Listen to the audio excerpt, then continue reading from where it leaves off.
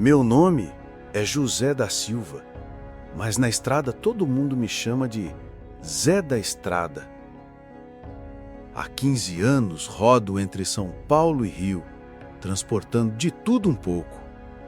Sempre achei essas histórias de caminhoneiros sobre assombração pura bobagem, sabe? Coisa de quem bebe demais ou dorme pouco na estrada. Até aquela madrugada de terça-feira na SP-68, a velha estrada dos tropeiros. O que aconteceu comigo ali mudou tudo. Hoje, depois dessa experiência, não consigo mais dirigir sozinho de madrugada naquela estrada. E olha que sou homem que não tenho medo de nada, viu? Mas tem coisas que a gente vê que não consegue explicar. E essa foi uma delas. Se você também roda por essas bandas do Vale do Paraíba, melhor prestar atenção no que vou contar. Deixa-me apresentar direito para vocês. Meu nome completo é José da Silva. Tenho 42 anos, sou casado com a Marlene há 20 anos e temos 2 filhos. O Carlos, de 18, que está terminando o ensino médio, e a Jéssica, de 15, que sonha em fazer faculdade. Moro aqui no interior de São Paulo, numa cidadezinha do Vale do Paraíba, e trabalho como caminhoneiro autônomo há 15 anos. Minha vida é a estrada, principalmente o trajeto São Paulo-Rio de Janeiro, que eu conheço como a palma da minha mão. Acordo todo dia às 4 da manhã, tomo meu café preto bem forte que a Marlene prepara, verifico o caminhão, olho o pneu, o freio, tudo nos conformes, e saio para mais um dia de trabalho. Meu Scania R420 azul é meu ganha-pão, meu escritório, minha segunda casa. Já rodei mais de 2 milhões de quilômetros com ele, transportando de carga seca a produtos refrigerados. Conheço cada posto, cada curva, cada subida e descida entre a capital paulista e o Rio. Sempre fui homem pé no chão, que acredita só no que vê. Minha religião é o trabalho honesto. Minha filosofia é simples. Faz o que tem que fazer, não prejudica ninguém e volta em casa em segurança para a família. Nunca dei bola para essas histórias que os colegas contam nos postos sobre aparições, fantasmas ou qualquer coisa do tipo. Achava que era paranoia de quem passa muito tempo sozinho na estrada, ou então o efeito da bebida que alguns tomam escondido. No posto do Zé Mineiro, ali na Dutra, sempre tinha aquelas rodas de conversa na madrugada. Os caminhoneiros mais antigos contavam histórias arrepiantes. Mulher de branco pedindo carona, caminhão que liga sozinho, barulho estranho na carroceria vazia. Eu ouvia tudo, mas sempre saía de lá pensando: coitados, deve ser o cansaço jogando peça da cabeça deles. Marlene sempre falava: José, você é muito teimoso, tem coisas nesse mundo que a gente não entende. Eu respondia: mulher, 15 anos de estrada e nunca vi nada que não tivesse explicação. Como eu estava enganado. Aquela terça-feira começou como qualquer outro dia de trabalho. Tinha que fazer uma entrega em Resende, no Rio de Janeiro. Era uma carga de peças automotivas que saiu de uma fábrica em Sorocaba. Viagem tranquila, sem pressa, cliente conhecido. Cheguei em Resende no final da tarde, descarreguei tudo certinho, conferi a papelada. Já estava livre para voltar. O plano era seguir até Guaratinguetá, onde tem um conhecido que deixo dormir no pátio da transportadora dele. Saí de Resende por volta das 2 da manhã, horário bom para não pegar trânsito e chegar cedinho em Guaratinguetá. A estrada estava livre, céu limpo, lua crescente iluminando a serra. Tempo perfeito para uma viagem noturna. Peguei a SP-68, a velha estrada dos tropeiros, que é o caminho que eu sempre faço. É uma estrada mais antiga que a Dutra, passa por umas cidadezinhas históricas lindas. Areias, São José do Barreiro, Silveiras. Durante o dia é uma beleza, mas de madrugada fica meio sombria, com aqueles morros altos dos 2 lados e a mata fechada que parece engolir a luz dos faróis. Meu Scania estava rodando perfeitamente, motor ronronando baixinho, temperatura normal, combustível ok. Eu estava descansado, tinha dormido bem na noite anterior, sem pressa nenhuma. Até coloquei uma música sertaneja baixinha no rádio para fazer companhia. O ar da serra estava fresquinho, entrando pela janela entreaberta, misturado com aquele cheiro característico de eucalipto e terra úmida da região. Era exatamente 2h30 quando comecei a subir aquela lombada íngreme entre Areias e São José do Barreiro. Ali o caminhão sempre tem que andar devagar, em terceira marcha, porque a subida é bem acentuada e tem umas curvas fechadas. O motor estava trabalhando mais, aquele som grave que todo caminhoneiro conhece quando o bicho pega uma subida pesada.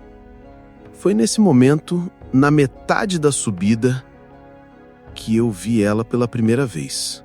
A SP-68 é uma estrada especial, sabe? Ela segue ao mesmo traçado da antiga estrada que ligava o Rio a São Paulo, no tempo do Império.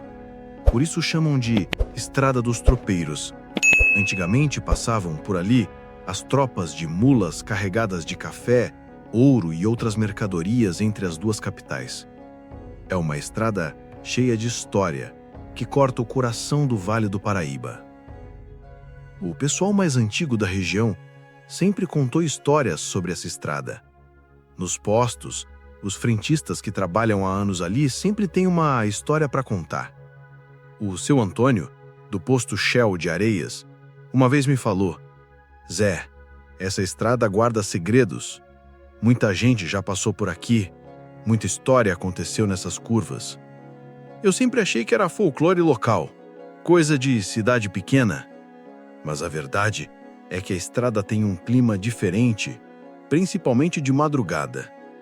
É uma sensação que qualquer caminhoneiro que roda por ali conhece. Parece que tem olhos te observando da mata fechada. Os morros altos dos dois lados criam uma espécie de corredor natural. E quando não tem lua, escurece de um jeito que os faróis parecem velas numa catedral. Naquela madrugada específica, a sensação estava mais forte que o normal. Não sei explicar direito, mas era como se o ar tivesse mais pesado, mais denso. Mesmo com o rádio ligado, o silêncio da serra parecia invadir a cabine. O vento nas árvores fazia um ruído constante, meio sussurrante, que você só percebe quando está prestando atenção. Na subida entre Areias e São José do Barreiro, tem um trecho que é especialmente sombrio. A mata fica mais fechada, as árvores formam quase um túnel sobre a estrada. É ali que concentra a maioria das histórias que os caminhoneiros contam. Aparições, luzes estranhas, figuras na beira da pista. Eu sempre achei exagero, mas aquela noite eu ia descobrir que nem tudo que não conseguimos explicar é mentira. O mais impressionante é que depois que tudo aconteceu, procurei saber mais sobre a região.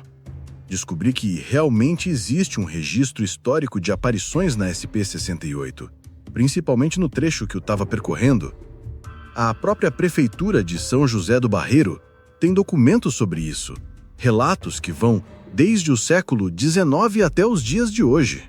Tava na metade da subida, motor trabalhando em terceira marcha, quando vi algo que me fez piscar os olhos várias vezes, achando que era cansaço. Do lado direito da pista, bem na beirada do asfalto, tinha uma figura humana. Uma mulher jovem, de pé, fazendo sinal com a mão direita levantada. Meu primeiro pensamento foi: que diabos uma moça tá fazendo sozinha nessa estrada a essa hora? Reduzi ainda mais a velocidade e acendi o farol alto para ver melhor. O que eu vi me deixou confuso. Era uma mulher nova, devia ter uns 20 e poucos anos, vestindo um vestido branco longo que ia até os pés. Mas não era um vestido comum, sabe? Era como se tivesse luz própria, um branco que brilhava mesmo sob os faróis do caminhão. Nunca vi tecido com aquela luminosidade. O cabelo dela era longo, bem preto, solto, balançando devagar com o vento da serra. A pele era muito pálida, quase translúcida na luz dos faróis.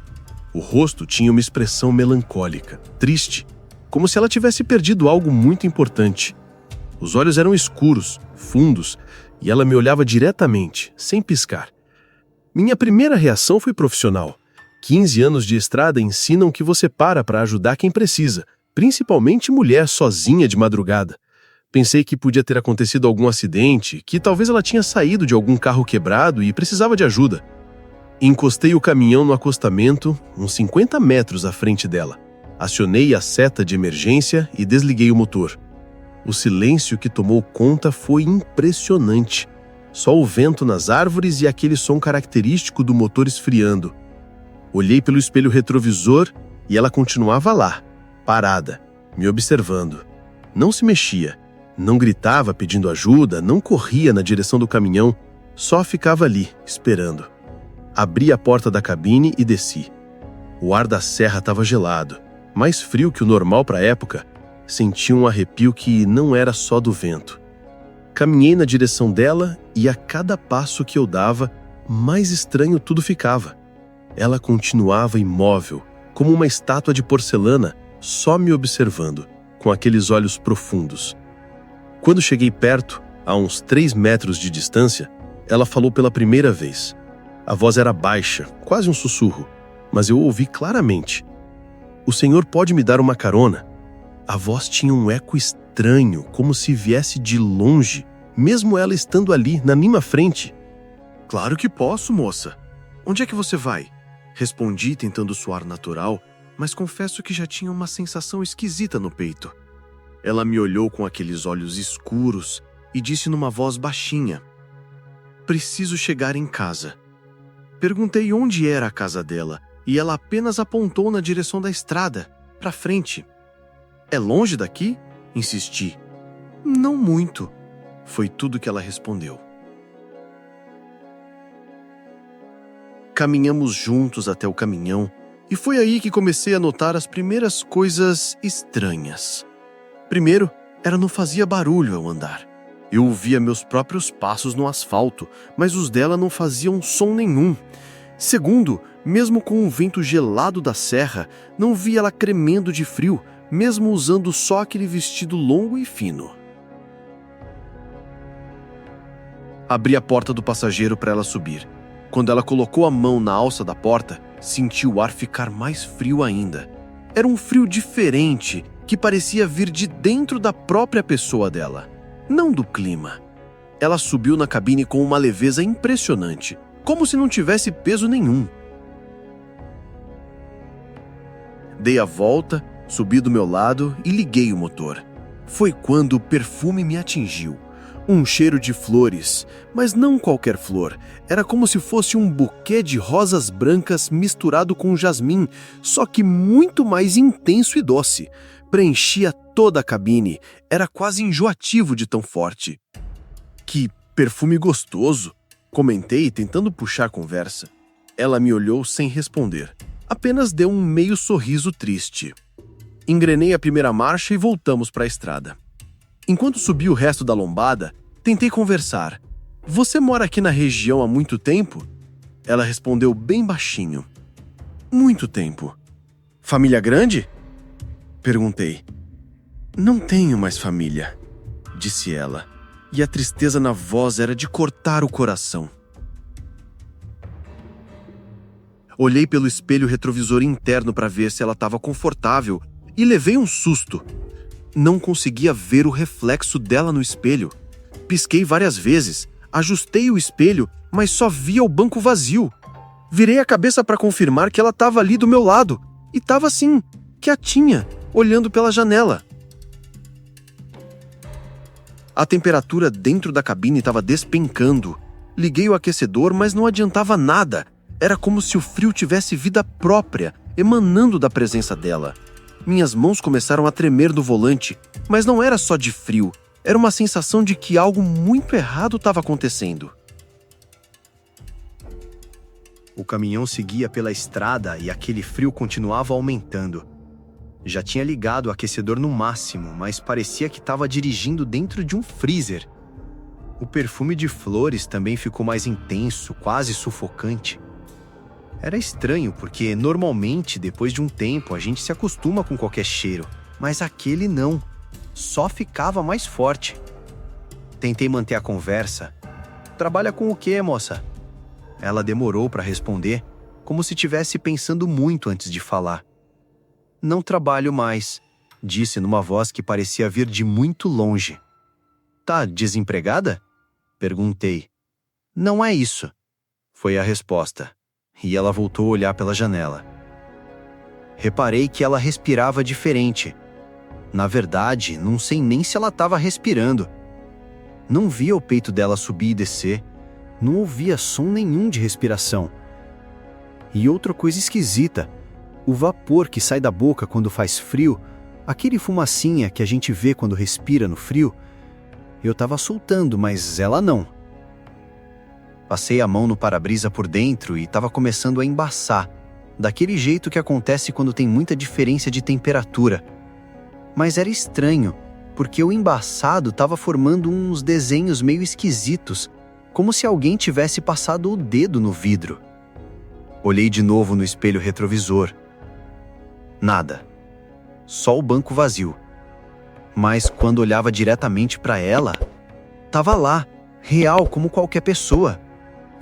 Comecei a me perguntar se não estava tendo algum problema de saúde, se não era pressão alta ou diabetes mexendo com minha cabeça. O senhor tá bem? Ela perguntou de repente e foi a primeira vez que ela demonstrou alguma preocupação. Tô sim, respondi, mas a voz saiu meio trêmula. O senhor parece assustado, ela disse, e pela primeira vez me olhou diretamente nos olhos. Foi quando vi que os olhos dela não refletiam a luz do painel do caminhão. Eram completamente negros, sem brilho nenhum. A essa altura, o frio estava tão intenso que eu conseguia ver meu próprio hálito dentro da cabine. Meus dedos estavam ficando roxos no volante, mesmo usando luvas. Pensei em parar, inventar alguma desculpa, mas algo me dizia para continuar dirigindo. Era como se uma força invisível tivesse tomado conta da situação. O motor do caminhão começou a falhar. Não era problema mecânico, eu conhecia cada ruído do meu Scania. Era como se alguma coisa estivesse interferindo no funcionamento normal. As luzes do painel piscavam sem motivo, o rádio chiava e mudava de estação sozinho. O que aconteceu nos segundos seguintes ao desaparecimento dela foi o momento mais aterrorizante da minha vida. Pisei no freio instintivamente. O caminhão cantou pneu e parou no meio da pista. O motor morreu sozinho. Fiquei ali, na escuridão completa da estrada, só com o som do meu coração batendo descontrolado e a respiração ofegante. Acendi a luz interna da cabine e olhei para o banco do passageiro. Vazio. Completamente vazio. Passei a mão no estofado, estava gelado como gelo, mas não tinha marca nenhuma de que alguém tinha sentado ali. Cheirei o ar. Aquele perfume de flores ainda estava lá. Intenso, doce, impossível de ignorar. Saí da cabine correndo e dei a volta no caminhão, olhando para todos os lados. Gritei: "Moça, onde você tá? Moça!" Minha voz ecoou pela serra vazia e voltou como uma zombaria. Não tinha ninguém, nem pegada no chão, nem sinal de que uma pessoa tinha estado ali. Voltei para a cabine tremendo igual vara verde. Não era só o frio da serra, era um medo primitivo, daqueles que vêm lá do fundo da alma. Tentei ligar o motor? Nada. Insisti várias vezes até que pegou, mas as luzes do painel continuavam piscando de forma irregular. O perfume demorou mais de 1 hora para sair completamente da cabine, mesmo com as janelas abertas e o ventilador no máximo. Era como se tivesse impregnado no ar, grudado nas paredes, nos bancos, em tudo. E aquele frio sobrenatural só foi diminuindo gradualmente, como se uma presença invisível tivesse ido embora devagar. Dirigi o resto do trajeto até Guaratinguetá em estado de choque. Parava a cada 5 minutos para olhar no retrovisor, para ter certeza de que não tinha mais ninguém no banco de trás. Chegou uma hora que tive que parar num posto 24 horas só para tomar um café quente, e ver gente normal, conversar com o frentista, ter certeza de que o mundo real ainda existia. Quando eu finalmente cheguei em Guaratinguetá, eram quase 5 da manhã. Meu conhecido na transportadora, o Valdir, me viu descendo do caminhão e falou: "Pô, Zé, você tá com uma cara péssima, parece que viu o diabo." Eu respondi: "Não sei se foi o diabo, Valdir, mas vi alguma coisa que não era deste mundo." Naquela manhã, não consegui dormir nem 5 minutos. Ficava repassando tudo na cabeça, tentando encontrar uma explicação lógica. Talvez fosse sonolência, talvez fosse algum problema de saúde que eu não sabia. Mas no fundo mesmo, eu sabia que aconteceu algo que não tinha explicação terrena. Cheguei em casa naquela tarde completamente transformado. A Marlene me viu entrando e falou: "José, que cara é essa? Aconteceu alguma coisa?" Sentei na cozinha, ela servia um café e eu contei tudo. Cada detalhe, cada segundo daquela experiência.